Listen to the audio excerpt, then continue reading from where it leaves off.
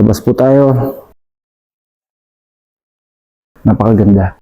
So meron pa po sila dito sa kabilang side. Pagpasok nyo ng entrance, ito yung nasa right side. Father Francisco Manuel Blanco, 1778 to 1845.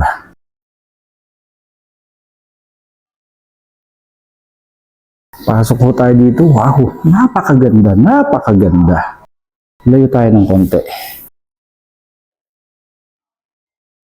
Sana may makuha tayong mga information sa internet tungkol sa mga structures natin dito. No? Wow! Alam mo yun, parang papasok ka ng simbahan, lalapit ka sa altar. Ang ganda. And then sa right side niya, sa mga side niya, yan, meron siya pa rin mga information na nakalagay dito, mga paintings. Okay? And para sa mga simbahan, meron siyang disenyo sa itaas. This one looks good. So meron din ho dito caretaker, and pagpasok po ninyo, magbabayad po tayo ng 20 pesos. Napakaganda.